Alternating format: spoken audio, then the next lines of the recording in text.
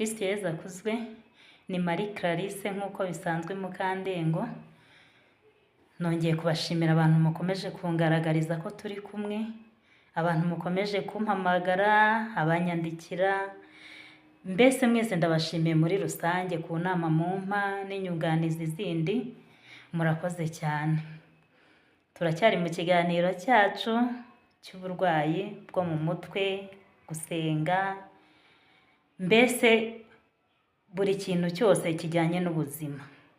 Ejo twari turi kureba ku bantu bavuga ngo Imana yavuze, abantu bavuga ngo neretswe. Dukomeze ikiganiro ku izina ry'Imana Data na Mwana na Roho Mutagatifu. Amina. Isengesho ryo kwicuza ibyaha. Nyagasani, ibyaha nakugiriye byose ndabyanze, kuko binteranya nawe bikadutandukanya, rero ntunze ukandengera iteka, kandi abyangiye ko byicisha Yesu Kristo umwana wawe ukunda. Dawe ubingize sinshaka kubisubira, ndashaka kuba uwawe. Amina. Ngwino Roho Mutagatifu usanganye imitima yawe kwemera bagukunde, wohereze Roho wawe byose bishya, isi izabone guhinduka. Dusabe. Mana myinshi jawe kwemera Roho Mutagatifu, turagusaba kubwirizwa nawe, gukunda ibitunganye no kunogerwa nawe iteka, ku bwa Yesu Kristo umwami wacu. Amina. Ku izina ry'Imana Data na Mwana na Roho Mutagatifu. Amina. Yesu akuzwe. Nkomeje kubashimira koko, ariko ku muntu ufite Bibiliya, yaba Bibiliya ntagatifu, yaba Bibiliya yera, buri wese agerageze asome mu Banyagalati. Sinakubwira ngo jya ku murongo wa 5 wenda kubw'icyo nshaka kukubwira, ariko buriya umuntu nakubwira umurongo wa isomo ryo muri Bibiliya runaka, uzajye weho uhera aho yakubwiye. Ngiye nkubwiye mu Banyagalati, uhere ku murongo wa mbere. Mu Banyagalati 5 umurongo wa mbere. Harimo ibikorwa bya roho, hakaba n'ibikorwa by'umwijima. Urareba wisuzume weho ubwawe. Ni benshi cyane bampamagaye, namwe mukomeje kunyandikira mumbwira ku uburwayi bwanyu. Wowe ubusambanyi bwabase, wowe ibiyobyabwenge byabase.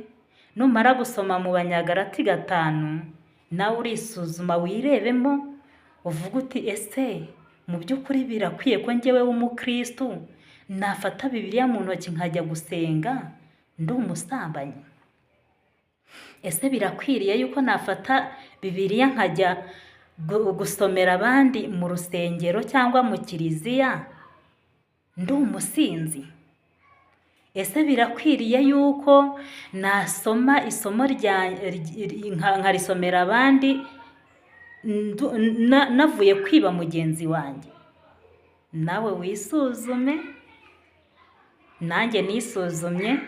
Nubona yuko utsinzwe, banza ujye mu ntebe ya penetensiya, ujye kwihana. Niba uri umukirisitu gatolika, ujye kwihana ibyaha.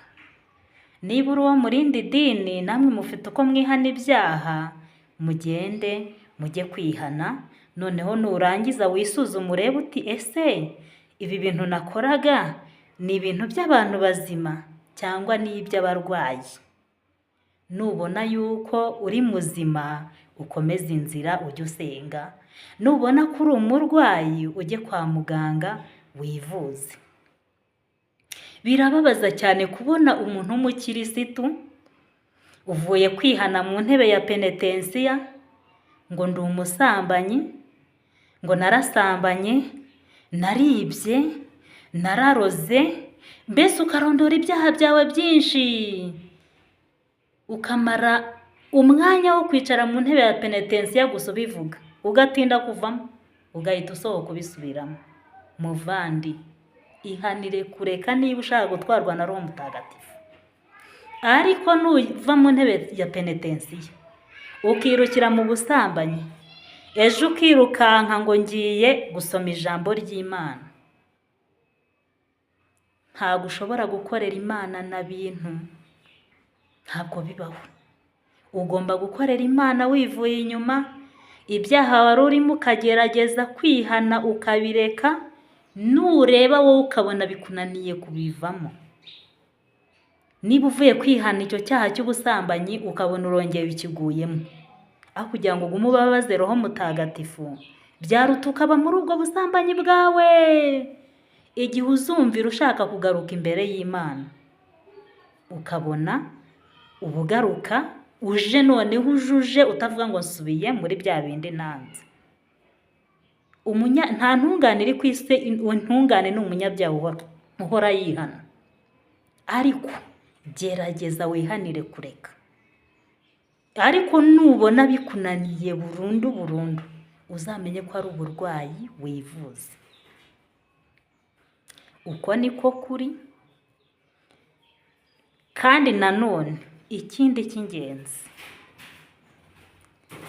nubona bikomeje kukuyobera burundu, ba muri gahunda y'abantu basenga, mubane neza. Kiliziya igira imiryango myinshi cyane ushobora kwihaniramo ibyaha byawe kandi bigashoboka. Kuri njyewe mfite inzira nanyuzemo, nawe ufite inzira uzacamo.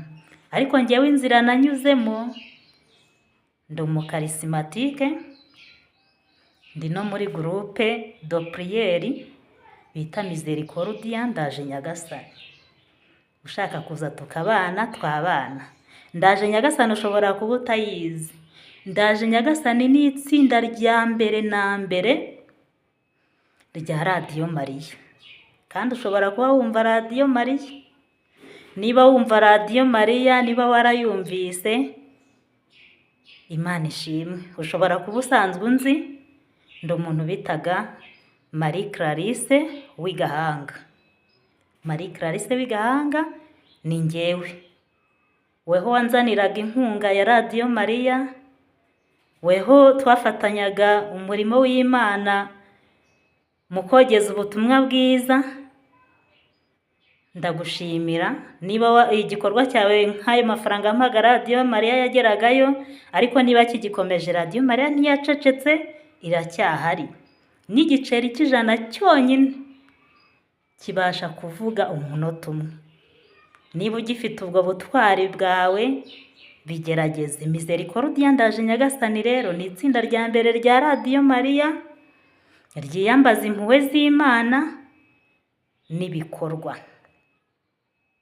Turasenga, tugafasha n'abafite intege nkeya, cyangwa se ababuze aho kuba, cyangwa abafite ibibazo bitandukanye.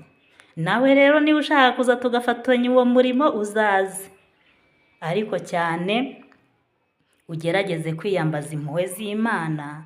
Imana ni inyambabazi, izakugirira impuhwe. Impuhwe z'Imana, hari benshi mwansabye ngo tuzanyuzeho n'ishapure batayizi, nabyo tuzabikora.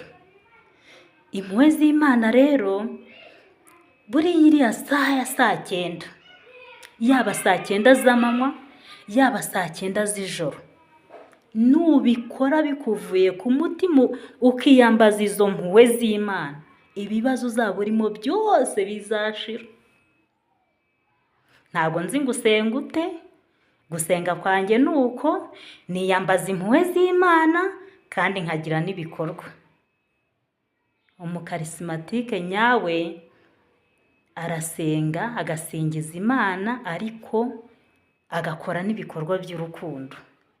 Nawe rero nugerageza gusenga bikuvuye ku mutima, ariko hari ugusenga hakaba no kuvuga amasengesho.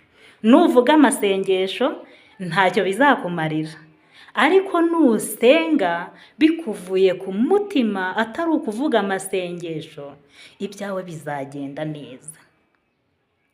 Uzagerageza gusenga, ugerageze no kwitangira abandi. Mboneyeho umwanya wo gusuhuza bagenzi banjye b'i Burundi. Twahoze dusenga na Saint Michel muri Misericordia ndaje Nyagasani. Ntabwo twacitse intege, turacyakora. Abavandimwe ba Vincent b'i Muyinga na Bandore na ba Matrida, mwese rwose niba mukurikira Marie Clarisse rwose Mukandengo muzumve yuko tukibakeneye muri Ndaje Nyagasani. Bya bikorwa byanyu twafatanyaga turacyabikeneye. Ni karibu, turacyakora. Mukeneye uburyo ki dushobora gukorana cyangwa se mugarutse, dufite gurupe dusigaye duhuriraho muri iyi minsi tutakiri kubasha guhurira hamwe bitewe n'ibibazo namwe muzi turimo. Ubu turi gukorera kuri telefone. Nimero ya Perezidanti irahari, ubwo igihe bizashoboka ko mugaruka muzambwira nzayibaha. N'abandi mwese mushaka kuza muri Misericordia Ndaje Nyagasani, ni karibu. Tuzafatanye kwamamaza impuhwe z'Imana, dufatanye gusenga, dufatanye gukora ibikorwa by'urukundo. Ni karibu rero pe, nta n'umwe uhejwe kwa Yezu. Kwa Yezu mwese murahari. Weho wabaswe n'ibiyobyabwenge kubivamo bikakunanira, ni karibu kwa Yezu. Wowe ubusambanyi bwananiye kubureka, ni karibu. Ariko kuzuza yuko ujuje kureka ibyo wari urimo, nuzuje kuvuga ngo ugiye gukomeza iyo gahunda yawe, byaba byiza wigumiye mu byo urimo, wazumva ufite umwanya wo gukorera Imana ukabona ubugaruka. Kristo Yezu akuzwe. Kuri bya bindi rero bijyanye n'uburwayi bwo mu mutwe twari turimo, iyo bigeze aho kubireka burundu bikunaniye, biba byabaye uburwayi. Isomo ryacu rirakomeje. Ibimenyetso by'uburwayi sindabivugaho, uko wafata umuntu urwaye sindabivuga. Urararitswe gukomeza gukurikirana iyi YouTube channel ya Marie Clarisse Mukandengo. Ngwino we Roho Mutagatifu, ni wowe twifuza twese. Uze ukomeza bakwizera, uduhine mazawe. Ku izina ry'Imana Data na Mwana na Roho Mutagatifu. Amina. Dusabira.